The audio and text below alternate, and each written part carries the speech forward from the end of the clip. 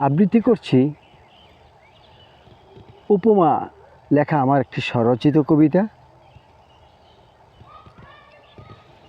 আমার প্রিয়তম, তোমায় দিন কিবা রাত, আদর সোহাগে অনুভূতি অনুভবে, খুঁজি অস্তিত্বে স্পর্শের শিহরণে, খুঁজে তোমার সোহাগ বর আলিঙ্গন, শিরা উপশিরায় প্রবাহমান রক্তনালীতে, ভালোবাসার বংশানুক্রম রেণু, অনুভূতিতে জাগ্রত হৃদয়ে তুমি।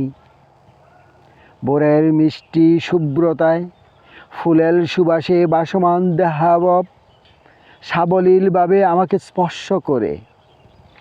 ঠোঁট চোখ কোমল বাহুযুগল, নীরব আলিঙ্গনে ব্যস্ত নিশি, আত্মার প্রশান্তি খুঁজে অসীম মমতায়। প্রিয়তম, একটি চুম্বন সীমাহীন ভালোবাসার উদ্ভব ঘটিয়েছে হৃদয়ে। উন্মাদ পাগলের মতো আজ তোমার স্পর্শ ঠোঁট বয়ে বেড়ায়, মৌপোকার মতো ভ্রমণ করে সর্বাঙ্গে অনুভূতিতে জাগাও শিহরণ। ভেবেছিলাম তুমি হবে মহান ভালোবাসা, হবে পুষ্পিল স্ফুলিঙ্গ, হৃদয়ের আধার কেটে জ্বালবে আলো, প্রেম সোহাগে সিক্ত হব দুজন, তীর্থের ভাবনা ব্যর্থতার গ্লানিতে ভাসমান।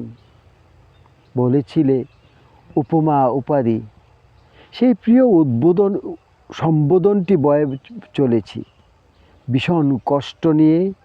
200 বছর পর যদি আবার দেখা হয়, একবার বলো উপমা, তোমায় ভালোবাসি।